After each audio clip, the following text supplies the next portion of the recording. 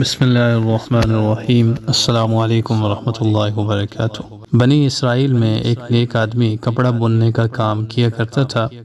اس کی بیوی بنی اسرائیل کی تمام عورتوں سے زیادہ حسین و جمیل تھی۔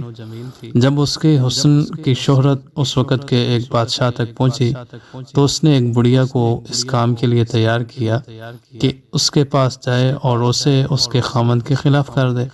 بڑھیا حسب ہدایت اس کے پاس پہنچی اور بولی، اے عورت، میں بادشاہ کی جانب سے آئی ہوں۔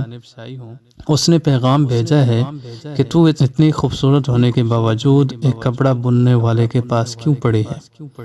اگر تو ہمارے پاس ہوتی ہم تجھے سونے سے لاد دیتے، تجھے ریشم پہناتے اور بے شمار نوکر چاکر تیری خدمت کے لیے مقرر کرتے۔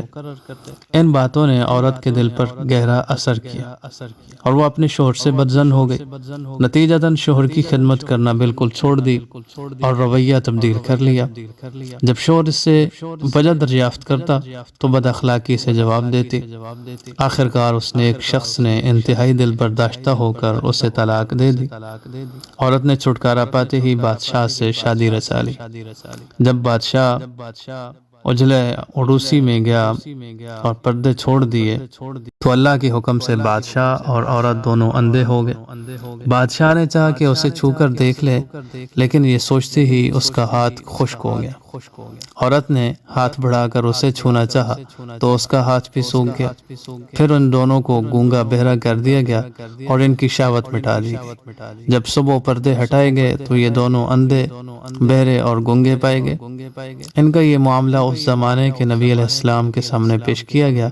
انہوں نے اللہ تعالیٰ کی بارگاہ میں عرض کی تو جواب ملا، میں ان کو کبھی معاف نہ کروں گا۔ کیا یہ دونوں یہ سمجھتے ہیں کہ جو کچھ انہوں نے کپڑا بننے والے کے ساتھ کیا ہے میں اسے دیکھ نہیں رہا تھا؟ اگر ابھی تک آپ نے ہمارے اس چینل کو سبسکرائب نہیں کیا تو چینل کو ضرور سبسکرائب کریں، ساتھ میں بیل کے بٹن کو بھی آن کر لیں تاکہ جب بھی ہم اس طرح کا ویڈیو اپلوڈ کریں تو اس کا نوٹیفیکیشن سب سے پہلے آپ تک پہنچے۔ السلام علیکم ورحمۃ اللہ وبرکاتہ۔